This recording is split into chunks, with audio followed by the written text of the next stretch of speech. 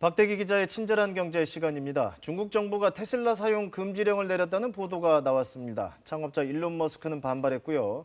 전기차 1위 업체인 만큼 이슈도 끊이지 않는데 그만큼 경쟁 업체들의 추격도 거세고 물론 우리도 자유롭지 못합니다. 박대기 기자와 하나씩 짚어보겠습니다. 자, 먼저 이 중국 정부가 군 그리고 국영기업 임직원에게 테슬라를 타지 마라 뭐 이런 금지령을 내렸다고 나온 보도인데 이 사실로 확인된 건가요? 네, 아직은 좀 애매한 상황입니다. 네네. 이게 원래 월스트리트 저널이 보도한 내용인데요. 네. 중국 정부가 여기에 대해서 공식적인 입장을 내놓지는 않았습니다. 다만 중국에서는 온라인상에 이런 내용이 유포가 되고 있습니다. 중국군의 한 부대가 기밀 유출을 이유로 군 주택 단지에 테슬라 차량의 진입을 금지했다는 통지문이 온라인을 통해서 유포되고 있습니다. 네. 일론 머스크가 직접 진화에 나섰습니다. 테슬라 차량이 간첩 활동에 쓰였다면 문을 닫을 것이라고 말했는데요.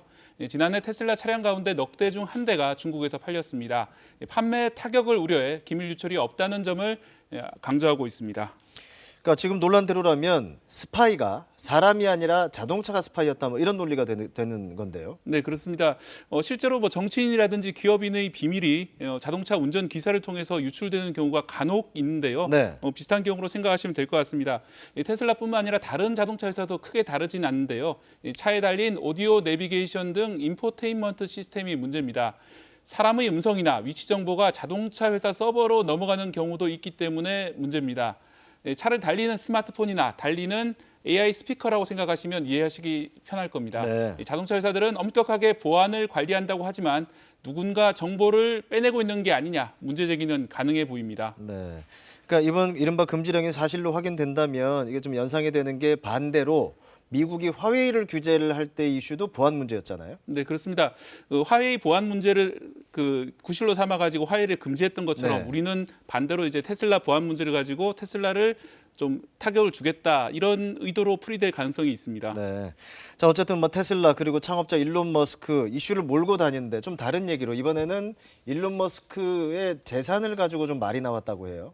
네, 그렇습니다. 미국의 진보 정치인인데요. 버니 네. 샌더스 상원의원이 트위터를 통해서 테슬라 CEO와 설전을 벌였습니다. 네. 샌더스가 먼저 우리는 미국 역사에서 머스크와 아마존의 베이조스라는 두 사람이 하위 40%보다 많은 재산을 소유한 역사적인 순간에 와 있다라면서 부도덕하고 지속 가능하지도 않다고 비판했습니다. 여기 대해서 머스크는 이렇게 응수했습니다. 나는 생명체가 다른 행성에 이주하는 것을 돕기 위해서 재산을 모은다면서 또 의식의 빛을 별에 닿게 하겠다는 시적인 표현까지 썼습니다. 네. 실제로 머스크는 화성 이주를 목표로 우주선을 개발하고 있는데요. 시험 발사 장면 자주 보셨을 겁니다. 그렇죠. 하지만 증세가 세계적인 추세이기 때문에 과연 이런 언급이 비난 여론을 잠재우기는 쉽지 않아 보입니다. 네. 뭐 샌더스다운 비판 그리고 머스크다운 반박인데 네. 이게 서학개미라고 하잖아요. 이제 테슬라 주식을 사들인 우리 투자자들도 많은데 최근에 수익률이 안 좋다고 해요. 근데 이 배경에 지금 박 기자가 설명한 내용들 좀 반영됐다고 볼 수 있을 거예요.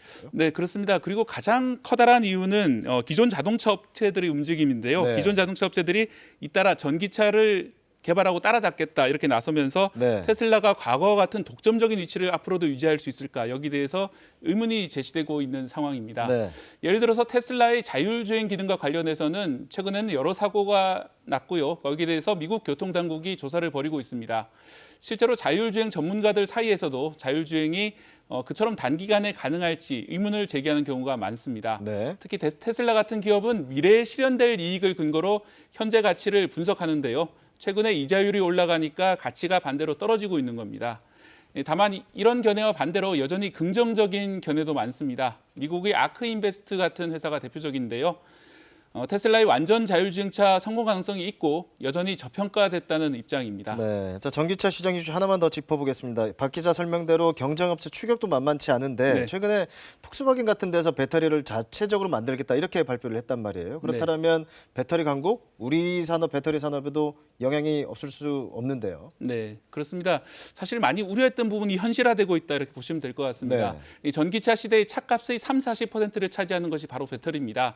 이 자동차 회사 입장에서는 가장 값비싼 부품이기 때문에 이 배터리 회사에 종속될 우려가 있습니다. 이 때문에 언젠가는 자동차 회사가 자체 생산할 것으로 보였고요. 네. 실제로 폭스바겐이 준 충격은 비교적 빠른 시기인 2030년에 이 80%의 전기차의 자체 규격인 통합셀 배터리를 채용하겠다는 겁니다. 이 통합셀은 우리 업체 가운데는 삼성 SDI만 만들고 네. 세계적으로는 중국 업체들이 각형 배터리로 강세를 보이는 분야입니다. 특히 기존 협력체인 LG와 SK 입지가 줄어들 우려가 있는 것이 문제입니다. 다른 자동차 회사들도 자체 생산이나 중국 업체와의 경쟁을 앞으로도 유도할 것으로 보입니다. 우리 배터리 업체의 한 발 앞선 기술 개발이 중요한 시점입니다. 네, 오늘은 여기까지 듣겠습니다. 박대기 기자였습니다.